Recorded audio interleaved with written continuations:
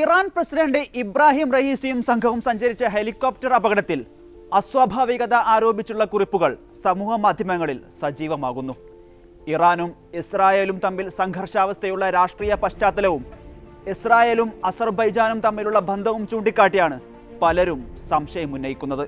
Israel ചാരസംഘടനയായ മൊസാദിന് പങ്കുണ്ടെന്ന് സംശയിക്കാൻ കാരണങ്ങൾ ഉണ്ടെന്നാണ് യൂറോപ്യൻ പാർലമെന്റ് മുൻ അംഗം നിക് ഗ്രിഫിൻ എക്സിൽ കുറിച്ചത്.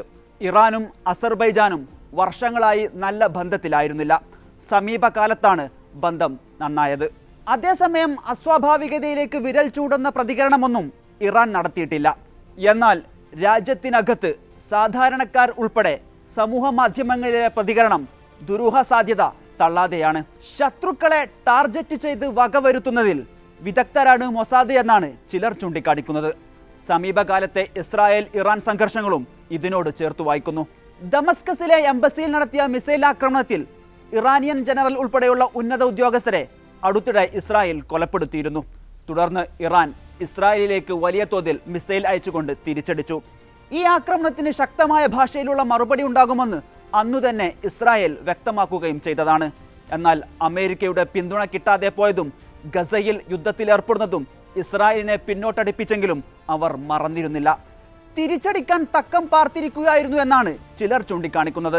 എന്നാൽ അപകടത്തിൽ തങ്ങൾക്ക് പങ്കില്ലെന്ന് ഇസ്രായേൽ പ്രഖ്യാപിച്ചിട്ടുണ്ട്. അതിനിടെ ഹെലികോപ്റ്റർ തകർന്നതിന്റെ കാരണത്തെക്കുറിച്ചുള്ള അന്വേഷണത്തിൽ ഇറാനെ സഹായിക്കാൻ മോസ്കോ തയ്യാറാണെന്ന് Russian security council secretary Sergei ഷോയിഗു പറഞ്ഞു.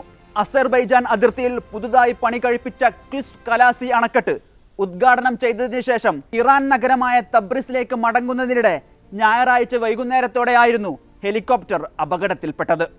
മണിക്കൂറുകൾ നീണ്ട തിരച്ചിലിനൊടുവിൽ തിങ്കളാഴ്ച രാവിലെയോടെയാണ് കത്തിക്കരിഞ്ഞ നിലയിലുള്ള ഹെലികോപ്റ്റർ കണ്ടെത്തിയത്. ആദ്യഘട്ടത്തിൽ ഹെലികോപ്റ്ററിന് സമീപത്തായി ആരെയും കണ്ടെത്താനായിരുന്നില്ല. തുടർന്ന് വിശദമായ രീതിയിൽ പരിശോധന നടത്തിയപ്പോഴാണ് കത്തിക്കരിഞ്ഞ നിലയിലുള്ള മൃതദേഹ അവശിഷ്ടങ്ങൾ തിരിച്ചറിയുന്നത്. മൂടൽ മഞ്ഞും മഴയും മൂലം മോശം കാലാവസ്ഥയിൽ ഹെലികോപ്റ്റർ ഇറാനിലെ ഈസ്റ്റ് അസർബൈജാൻ പ്രവിശ്യയിൽ ജോൾഫക് അടുത്തുള്ള വനമേഖലയിൽ ഇടിച്ചിറക്കേണ്ടി വന്നു.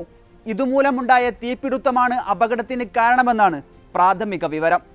അതേസമയം അട്ടിമറി സാധ്യതകൾ ഉൾപ്പെടെ തള്ളിക്കളയാനും ഇറാൻ തയ്യാറാകുന്നില്ല എന്നതും ശ്രദ്ധേയമാണ്.